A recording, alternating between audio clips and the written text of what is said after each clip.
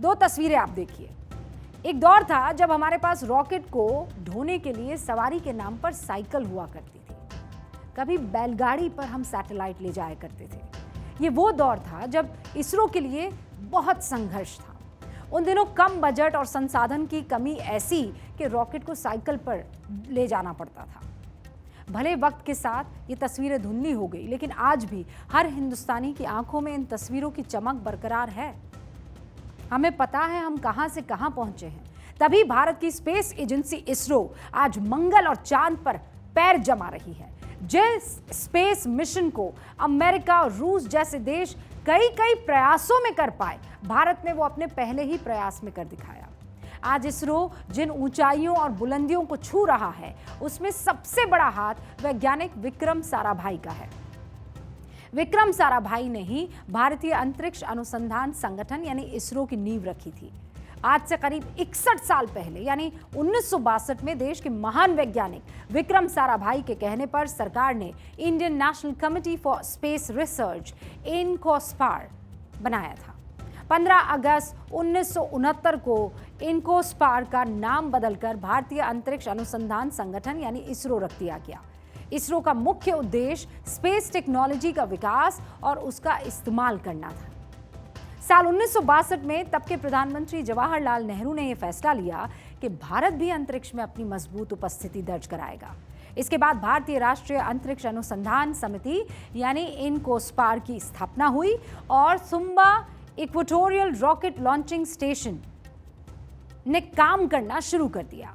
भारत के अंतरिक्ष कार्यक्रम की औपचारिक शुरुआत थी।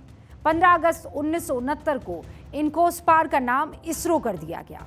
इस तरह भारत को अपनी अंतरिक्ष एजेंसी मिली।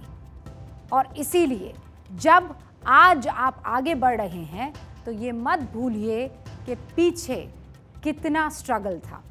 देश की राष्ट्रपति द्रौपदी मुर्मू ने भी इस ऐतिहासिक पल पर अपनी बधाइयां और बधाई संदेश भेजा है। सुनिए। There are days when history is made. Today, with the successful moon landing of the Chandrayaan-3 mission, our scientists have not only made history but also remade the idea of geography. It is truly a momentous occasion, the kind of event that happens once in a lifetime, making all Indians proud. I congratulate ISRO and everybody involved in this mission and wish them greater accomplishments ahead. The success of Chandrayaan, I believe, is also a major achievement for the whole of humankind. It shows how India has harnessed its rich traditional knowledge base along with modern science in the service of humanity. Bharat अभी रुकने वाला नहीं है, इसीलिए आज के दिन भारत सरकार ने आगे का एजेंडा सेट कर दिया है। हमने भविष्य के लिए कई बड़े और महत्वाकांक्षी लक्ष्य तय किए हैं।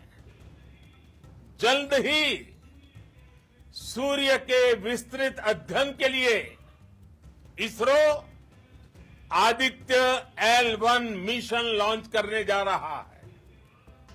इसके बाद शुक्र भी इसरो के लक्ष्यों में से एक है। गगनयान के जरिए देश अपने पहले ह्यूमन स्पेस फ्लाइट मिशन के लिए भी पूरी तैयारी के साथ जुटा है।